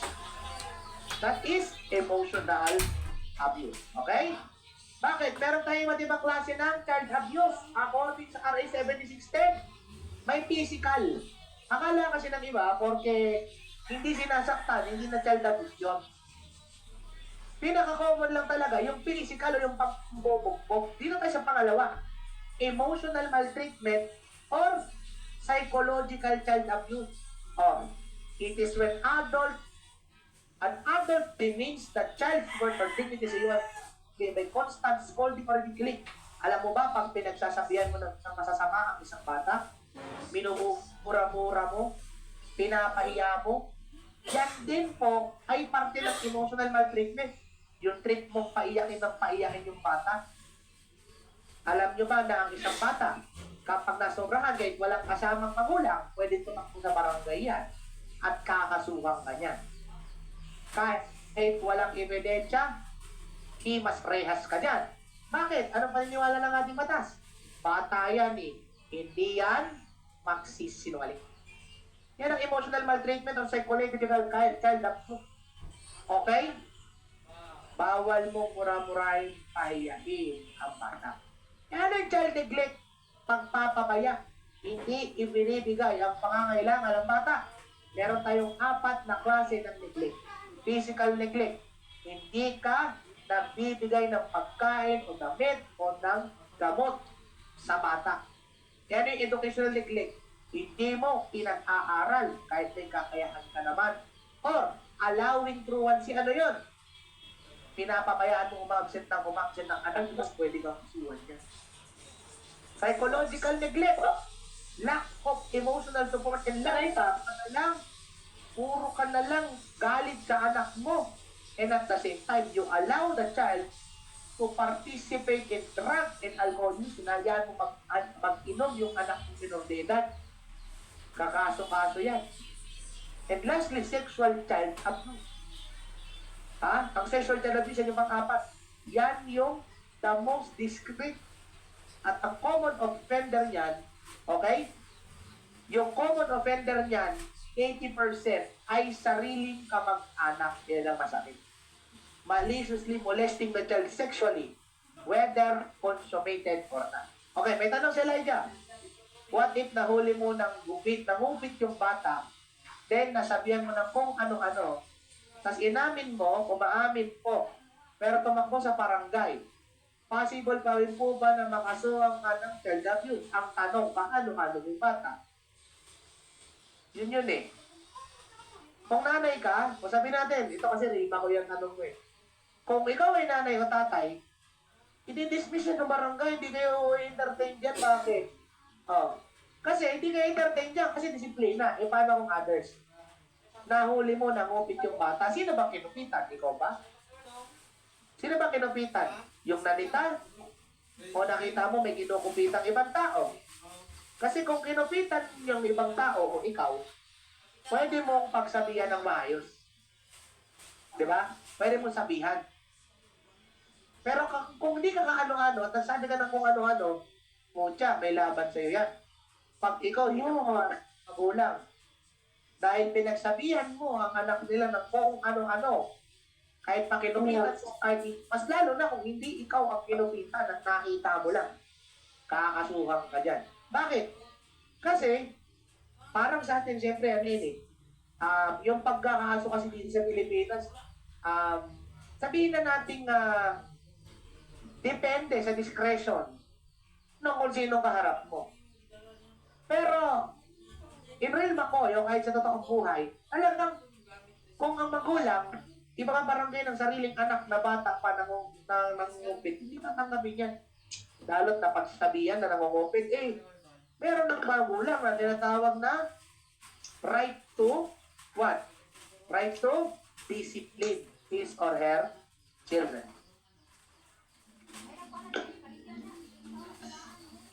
Okay. What should be the proper action for all the records and proceedings involving children in conflict with the law from initial contact until final disposition of the case? Ano ba dapat ang action sa lahat ng record? Kung may kinalaman CICL, mula sa initial contact, ano ba initial contact? Arrest hanggang final disposition o pagbababa ng hatol ng hukuman. Yes, kinahatulan din ng mga bata kung sila ay disqualified sa diversion. Ngayon, ano yung proper action? The proper action. Okay? The proper action is none of the above. Kasi the proper action of that is law enforcement, magkaroon ng investigation, after investigation, filing of complaint to the prosecution conduct preliminary investigation, and after preliminary investigation, after finding multiple prima facie evidence, there will be a filing of information to the court, especially special court or a family court designated by the government to handle the cases. And then there will be disposition of the case, whether guilty or not guilty. If not guilty, the juvenile offender shall be released and shall declare of his criminal record. Whereas kung guilty naman, na-declare na guilty, hindi pa magkakaroon ng sentence yan, hindi pa magkakaroon ng execution of sentence. There will be a suspension of execution of sentence isususpinde mo na yung isususpinde mo na yung pag-take effect ng hatol. So, he will be put into the child care program, which is under the Bahay Pag-asa for 3 years. And therefore, after 3 years, he will be visited and be evaluated whether he is changed or he is incorrigible. Pag nagbago, kahit sabihin mong murder pa kaso niyan, he will be released without criminal record. Galing, no? Whereas kung di nagbago, incorrigible, he will be given another chance, the last chance, the second chance, another extension. Okay, there will be another extension to the Bahay Pag-asa for a maximum of 3 years, and after the maximum of 3 years, that court will come and visit again and will look if the child has changed or not, or incorrigible. The same, pag nagbago, release. Durado criminal record. Pag hindi nagbago, there will be a execution of sentence if the child is incorrigible. But even though he is inside the prison or jail, he is still having the privilege or right, rather, to have a right to apply for probation. So, happy ending, kahit anong gawin mo, makaka-release pa rin ang bata. He or she will still be released. Fucking law. Galing, di ba? Yun ang proseso ng juvenile justice. Ang galing.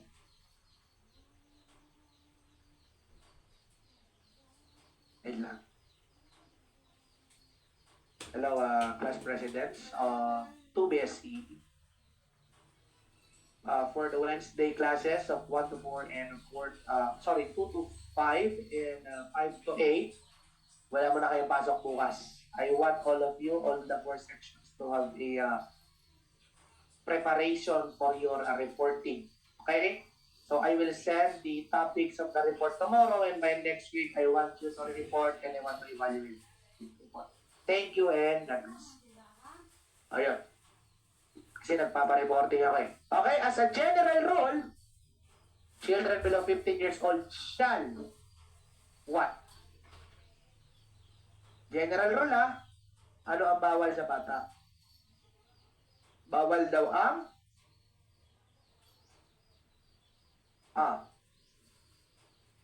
shall not be employed. General rule lang usapan eh. General rule, bawal talaga magtrabaho ang bata. 15 years old below, bawal. Bawal po ha? Bawal. Pero siyempre, general rule. But in every rule, there is an exemption. Okay? Bakit? Ano pong sabi? Sa Republic Act 9231, children below 15 years shall not be employed. General rule. Pero meron kadugtong pa, except kung ang bata nagtatrabaho, kanino? Siya ay nagtatrabaho under the sole responsibility ng parents or guardian. Provided na ang kanyang employment ay hindi delikado sa kanyang buhay or kayang i-impair ang kanyang normal development. Provided further, the said child, the parent shall prescribe the primary or secondary education or where a child's employment. So dito muna tayo. Pwede magtrabaho ang bata as long as under ng kanyang parent or guardian at dapat safe at dapat pinag-aaral siya. Ano pa? Child employment in public entertainment. Yung mga child star, kagaya cinema, theater, radio, child star. Provided na naman that the employment contract is expressly in agreement of the child concerned. If possible, in the approval of the Department of Labor, so kailangan pa ng approval ng DOLE. Provided na naman that the following requirements and instances are strictly complied with. Ano yung mga requirements natin? Under RA 9231, pag under 15 ang bata, 4 hours a day, 20 hours a week, from 6 to 8 o'clock lang siya pwede magtrabaho. Pero kung 15 to 18 years old, 8 hours a day, 40 hours a week, yan, pwede magtrabaho, mabigatan na. 6 o'clock to 10 o'clock. Yan yung mga ranges. Ano sabi? Ang mga batang below 15, bawal magtrabaho mula alas 8 ng gabi hanggang alas 6 ng umaga. At ang mga above 15, bawal magtrabaho mula alas 10 hanggang alas 6 ng umaga. So sana nilunod ninyo, no? Siyempre, going putete. Utog. Utog is a child star at Pinoy Flex. Ha? Child star siya sa Pinoy Flex. May mga batang nag-flex ng bicep, Pinoy Flex. Tama ba? Ang pangalan pa, Utog. Ang galing. Sabi dito, under RA 9231, his parents must set up a trust fund for blank of his earnings. Dahil alam mo naman, hindi nyo naman alam to kahit paano, o hindi lahat kayo, that is, ilang porsyento dapat ang ilalagay sa trust fund, that is at least 30%. Ano sabi? At least 30% of the total income magkaroon ng trust fund ang bata. In relation to questions above, Utog's income that blank may be used for the collective needs of the family. Doon sa 30%, balik na lang tayo sa 100. Doon sa 30%, ilan ang pwedeng ibawas para sa pangangailangan ng pamilya? That is, at most, 20%. Pero ang trust fund, at least 30%. Pero ang pangangailangan ng pamilya, ang pwede lang ibawas doon sa 30% na minimum ay 20% na pataas. So let's say for example mga kapatid, no? Itong batang ito ay kumikita ng 100,000. Okay? 100,000 monthly. Ngayon, ang 30%, sabihin na natin minimum, may 30% ang bata na trust fund. So the trust fund na yun, magkano dapat? 30%. May 30% siya. So that must be 30,000. Okay? Ito yung minimum 30% trust fund. Yan ang minimum. Ngayon, sa 30 mil na yan, 20% maximum lang ang pwedeng ibawas para sa pamilya. 20% max bawas for family. So technically speaking, ano ang 20% ng 30,000? Di nga? What is the 20% of 30,000? Mag-compute kayo. 30,000. 20%. Ang pwede lang gastusin dyan ay total of 6,000 pesos. Yun lang. Sa 100,000 na yan, 6,000 lang pwede ibawas ng pamilya doon naman. Yan ha, 6,000 pesos. So, ganun po mag-compute ng income. Yan po ha, Section 12B ng RA 9231. Collective needs of the family, not more than 20% ang ibabawas ang kita ng bata. Pero sa Section 12 ng Trust Fund, para magkaroon siya ng ipon paglaki niya at least 30% ng earnings. Okay mga kapatid? Section 12B, 20% lang pwedeng ibawas sa pamilya. Sa Section 12C, 30% dapat.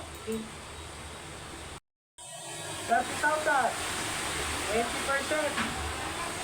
Ang pwede lang gastusin dyan ay total of 6,000 pesos. Yun lang. Sa 100,000 na yan, 6,000 lang pwede ibawas ng pamilya sa bata. Yan ha, 6,000 pesos. So, ganun po mag-compute ng income. Yan po ha, Section 12B ng RA 9231. Collective needs of the family, not more than 20% ang ibabawas ang kita ng bata. Pero sa Section 12 ng Trust Fund, para magkaroon siya ng ipon paglaki niya at least 30% ng earnings. Okay mga kapatid? Section 12B, 20% lang pwede ibawas sa pamilya. Sa Section 12C, 30% dapat minimum na ipon ng bata sa kinikita niya. Okay?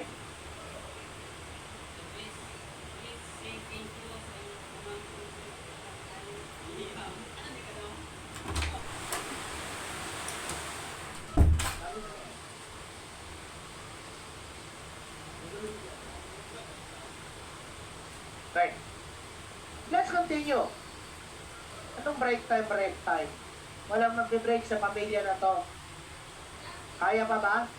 Full story sa ba utak nyo? Ha? Ay, pa sir, tuloy mo lang sir, hanggang matapos. Yun. Ito gustong espiritu. Espiritu na glass ba?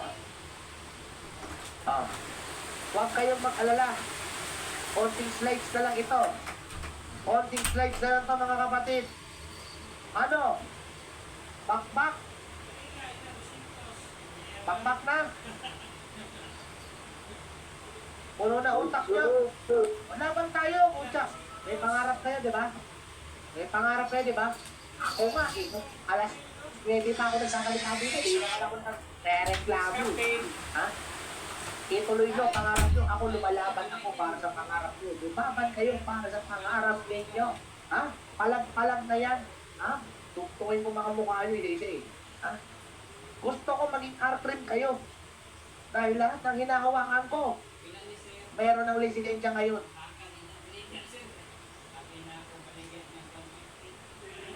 Wait lang, may tatawagin lang ako tropa. Kailangan kausapin kayo kasi masyado na kayo inahantok. Utang ina. Itong mga batang ito, ayaw ninyo na ayusin yung inyong pangarap.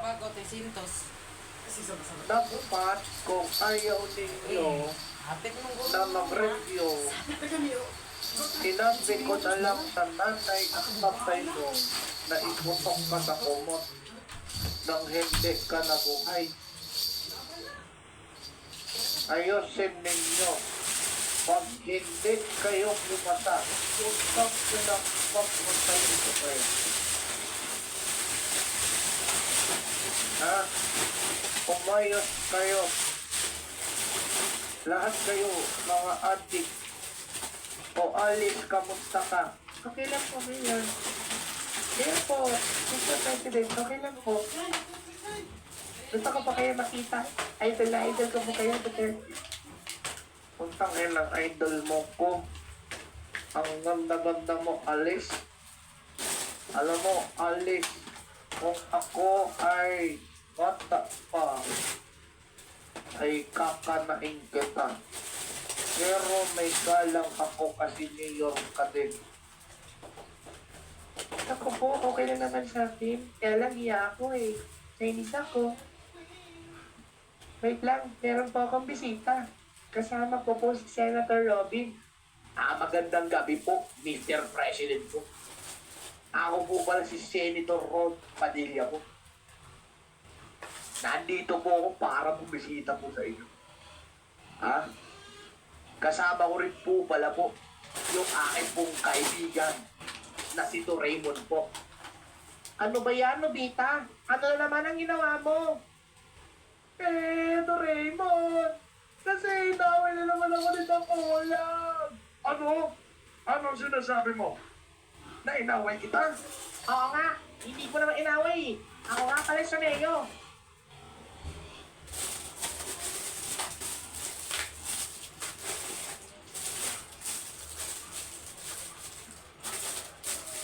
Alam mo, Nobita, kung iyakin ka, hindi ka mamahalin. Gusto ka. Doraemon, di naman sinasabi sa akin ni Teo.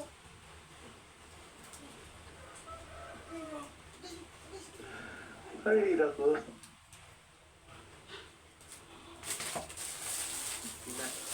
Wow. Ang galing, ha? Nag-request kayo, no? Ha? Nahihiya ko sa inyo. Kasama sa bayan ko. Gayain yung gusto nyo, ha? Ang galing mo. Hiyang-hiya ko, ha? Oh, ang sarap mo, Pia.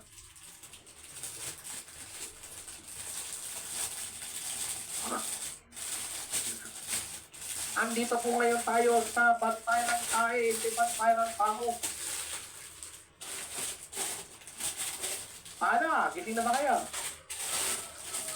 Ayaw ko lang kasi mag-ingay. Puta, kaya ko rin paggayahin yung boses niya ni. Kaya kong gayahin yung boses ni Willie Revilla mi. Kaya lang, Yes, sir. kailangan. Yes, sir. Sino ba yung mga taga-Point Mindoro dito? Yay! Patrick! SpongeBob! Patrick! Ako nga pala si Squidward.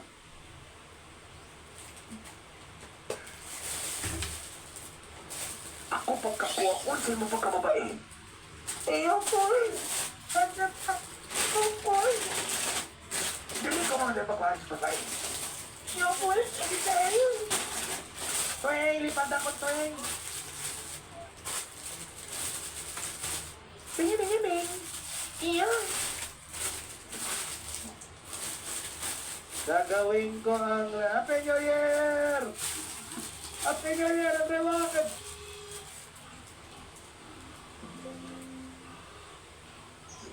Alam mo ba? Dapat tayo ko ang sarili ko. Eh kasi natutulog kayo eh. Punta kailangan tingin kayo. Responsibilidad ko yun. Bilang isang educator. Wait lang. Mag-t-shirt lang ako pa.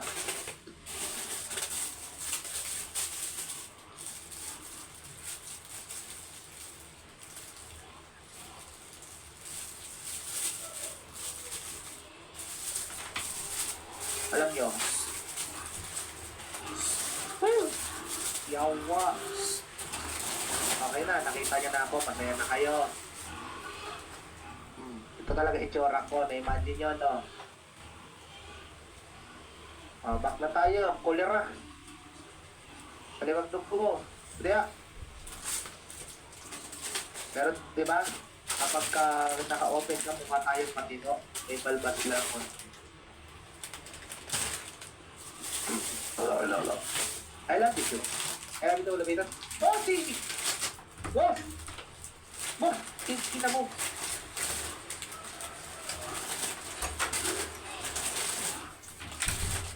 Ayoko. Ayun na ba? Maglulo ka kung nakita mo. O, tara. Bakbakan na natin ito, mga kapatid. This model is based on the assumption that juvenile wrongdoing is the product of social or environmental factor for which the young person cannot be held individually responsible. Okay, you mark the word, you cannot be held individually responsible. Ano pa sabi? Primary goal is to provide appropriate treatment rather than punishment. Walang punishment. Treatment lang ang gusto, rehabilitation. That is under the welfare model. Treatment lang tayo, walang paru-parusa pa. Okay? Yeah, parusa, ew. Ha? Alam, ito, yan, may comment po, sabi, kaya na-inlove asawa mo, Sir Joker, na kung pala. Siyempre, dalawa manliligaw ng asawa ko, ha? Dalawa manliligaw. Pangatlo ako. Ako ang pinili. Yung dalawa gwapo, yung isa dancer, ha? Ang pogi pa, yung isa basketball player. Sino pinili? Ako. Ako pinili, mataba. Ako pinili, hindi kalakihan. Hindi maputi. Bakit? Mas mahal na ng mga babae ngayon na may hibo. Ha? Kaya ko siya napapatawa. Doon tayo itong kumlaw din na upgrade pa, na mag-settle lang kayo. Oh my God. Naku, mga babae, huwag nyo babaan ang standards nyo. Kung meron ka sa standards dyan, yung kaya kayo pasayahin doon, kayo pe. Yung nag-stay ka sa red flag, bakla.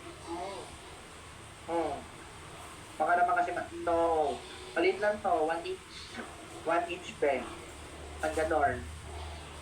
Matigas pa. Mga bakla, come on, let's go. Meron tayo iba't ibang klase ng model or justice model or different juvenile justice model sa iba't ibang panig ng mundo. And actually, we have 4. Una muna yung justice model. Always remember, in justice model, that it should not be concerned with the offender but should limit itself to the fair administration of punishment. So, ang justice model of corruption, Ang gusto nating ituro ay magkaroon ng responsibility ang bata. Okay, sabi? Ano sabi? Dapat daw magkaroon ng responsibility ang mga bata. That is the justice model of correction. Dapat magkaroon ng responsibility. Sa paano paraan? Wala nang intro-intro. Punishment ka. Okay? There must be a punishment appropriate to the severity. So focus on the word of justice model, punish. Again, focus on the word punishment. Pangalawa naman yung welfare model, ayoko ng parusa. Bakit yun? Bakit? Dito sa welfare model, it is a positivist approach in which we do not believe in the power of punishment, but we do believe in the power of treatment, the power of rehabilitation. So remember, when we're studying about welfare model, it is about rehabilitation. Okay? We treat the offenders rather than punishment. So baliktaran po si justice at si welfare. Si justice po nakafocus sa punishment, whereas si welfare model naman po ay nakafocus naman saan? Nakafocus sa treatment. Okay? So ito, tanong dito. This model suggests that all official forms of processing young offenders are potentially harmful to them since they label and stigmatize them as criminal. Merong stigma. That is the minimum intervention model. Paano ba yung minimum intervention model? Okay? They are labeled and stigmatized. Sino? Yung mga juvenile delinquents. Again, they are labeled and stigmatized. Okay? Labeled and stigmatized. Okay, that is minimum intervention. Hindi natin tinatanggal yung tinatawag na punishment. Meron pa rin punishment. But, merong tinatawag na mas priority yung treatment kaysa sa punishment. Last resort natin sa minimum intervention, tandaan nyo, last option natin yung punishment, ang priority natin treatment. Kailan lang gagawin ng punishment sa minimum intervention? Pag hindi epektibo yung treatment of rehabilitation. Next is the restorative justice model. Sa RJS, ito ay matatagpuan natin originally saan? Sa dispute resolution. Ano ba yung restorative justice model? Dito, iniiwasan natin yung litigation. Iniiwasan natin yung kasuhan sa korte. Anong ginagawa natin? We are assuming that we must bring the relationship of the offender and the victim, they may be one, through reconciliation with the help of the community, the citizen, and the state. Yung traditional justice natin, or traditional juvenile justice, dapat nare-rehabilitate, dapat kinukulong. Pero actually, dito restorative justice, it is a radically different set of assumptions. Why? Because dito sa restorative justice model, ano ang priority natin? There must be a healing. Ano healing? Dapat may paghilom. Dapat may pag-aayos. Dapat may pagkakaisa. Dapat sila'y mag-ayos ng din sa kanilang relationship. And that is the restorative justice model. Okay? Mga minamahal na kapatid, the time is 6:46 at ako ay nasabihan na for the meantime ay i-end na natin ang ating lecture for this day, and we will continue our lecture tomorrow at 8 or 9 a.m. Tatapusin